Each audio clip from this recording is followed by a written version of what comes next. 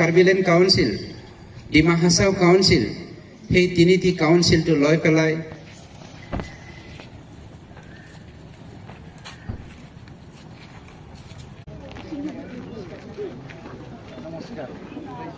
উনৈশ নং চিডলি চিৰাং সমষ্টিৰ আমাৰ চিৰাংদুৱাৰ ব্লকৰ ইউথ কমিটিৰ নেতৃত্ব UPPL ব্লক অফিচত আজিৰ এই সভাখন পৰিচালনা কৰা বিশ্বমানৰ এটা উন্নত অঞ্চল গঢ়িবৰ কাৰণে 5টি জিলাক লৈ তথা সামৰি যি সৰু এখন কাউন্সিল BTR ৰূপে গঢ়িছে। সেই BTR অৰ্থাৎ BTCটো কেনেকৈনো আমি অসমখনত, ভাৰতখনত, বিশ্বখনত মডেল হিচাপে উপস্থাপন কৰিব পাৰি সেইটো চিন্তাধাৰাৰে আজি কাম কৰি আছে।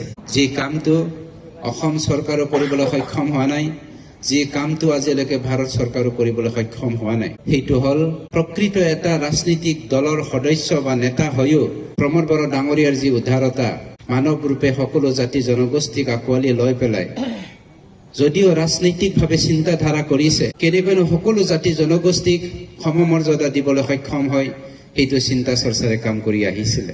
আজিও এখেতৰে নেতৃত্বত UPPL দলে BTC অঞ্চলত থকা 15টি MLA ছেগমেণ্ট আছে, তাত 15টাকৈ আমি কেণ্ডিডেট দি 15টাটোকে কেনেকৈ আমি জিকাই অসমখনৰ UPPL দলৰ দ্বাৰাই পৰিচালিত এখন ভাল চৰকাৰ গঠন কৰিব পাৰি, সেইটো চিন্তা চৰ্চাৰে আমি কাম কৰিছোঁ।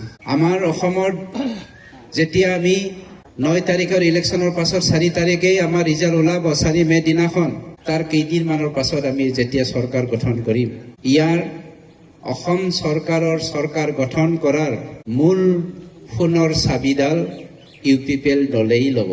UPPL দলক বাদ দি পেলাই কোনো চৰকাৰ গঠন কৰিব নোৱাৰে। যি দলে নাহক কিয় সেই চৰকাৰৰ সোণৰ চাবিটো UPPLৰ হাতত দি পেলাইহে চৰকাৰ গঠন কৰিব লাগিব, সেইটো মই আপোনালোকক আজি জনাই দিছো। আৰু এইখিনি কথা য'ত নেকি আমি সকলো দলৰে এজন এজন সদস্য এই 12 দিন আমাৰ যি কেম্পেইন চলিব, প্ৰচাৰ চলিব, এই সময় আমি গাঁৱে গাঁৱে ঘৰে ঘৰে গৈ পেলাই প্ৰচাৰ কৰিব লাগিব শান্তিময় এখন সমাজ গঢ়িবৰ কাৰণে তথা সমন্বয়ৰ মাধ্যমেৰে এটি জাতি আৰু আন এটি জাতিৰ মাজত পৰস্পৰ গঢ়িবৰ কাৰণে এটাই মাত্ৰ উপায় আছে, এটাই মাত্ৰ পদ আছে, সেইটো UPPL দল, আৰু ইয়াৰ বিনে বিকল্প দল নাই। এই কথাটো আমি গৈ পেলাই ক'ব লাগিব। আমি এটা কথা স্পষ্ট কৰিব লাগিব, ইয়াত য'ত নেকি সকলো আমাৰ নেতাসকল, ইউথসকল আছে, যুৱচামে আছে, একেবাৰে স্পষ্ট ধ্ৰুৱ সত্য ভাৰতৰ প্ৰাইম মিনিষ্টাৰ আৰু হোম মিনিষ্টাৰে এই BTCৰ চিফ হাগ্ৰামা মহিলাৰী ডাঙৰীয়াক নিৰ্দেশ দিছে 2026 চনৰ যি বাজেট, সেই বাজেটটো ফেব্ৰুৱাৰী মাৰ্চত হয়, কেৱল মাত্ৰ 4 মাহৰ কাৰণে বাজেট কৰিবলৈ দিছে, অৰ্ডাৰ দিছে, নিৰ্দেশ দিছে। আৰু সেইটো যদি আমি চিন্তা কৰোঁ, এপ্ৰিল, মে, জুন, জুলাই, 4 মাহ জুলাইলৈকে হৈ যায়। আৰু জুলাই মাহটো হ'ল এটি চৰকাৰৰ পাৰ্লিয়ামেণ্ট ছেছন হয়, যাক আমি সামাৰ পাৰ্লিয়ামেণ্ট ছেছন বুলি কয়।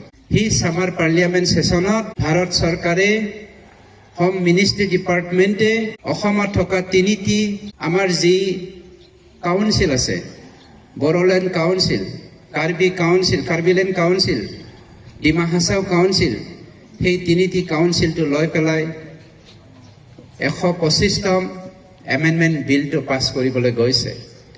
যোনদিনাখন এমেণ্ডমেণ্ট বিল পাছ কৰিব, সেইদিনাখনৰ পৰাই হাগ্ৰামাৰ চৰকাৰটো তলং বলং হৈ যাব, স্ক্ৰেপ হৈ যাব। অৰ্থাৎ জুলাই মাহত হাগ্ৰামাৰ চৰকাৰটো শেষ হ'বলৈ গৈ আছে।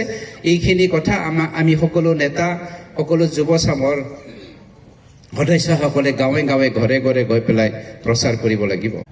আজি BPF বাহিনীয়ে ৰাতি ৰাতি গৈ পেলাই আমাৰ ভদ্ৰ মহিলাসকলৰ ঘৰত সোমাই পেলাই কয়, আগন্তুক দিনবোৰত ইলেকশ্যনৰ পাছত যদি আমাৰ ভদ্ৰ মহিলাসকলে, UPPL দলৰ সদস্যসকলে BPF দলক ছাপৰ্ট নকৰে, তেতিয়া অৰুণোদয় কাটা যাব বুলি কৈছে।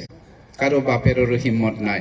অৰুণোদয়টো BTCৰ মাল নহয়, অৰুণোদয়টো BTCৰ সম্পত্তি নহয়, প্ৰপাৰ্টি নহয়, সেইটো অসম চৰকাৰৰ, য'ত নেকি স্বয়ং প্ৰমোদ বড়ো ডাঙৰীয়াৰ নেতৃত্বত UPPL দলে অসমত NDA বিহীন এখন চৰকাৰ গঠন কৰিবলৈ গৈ আছে। তাৰ অৰুণোদয়ৰ চাবিটো প্ৰমোদ বড়োৰ হাততে থাকিব।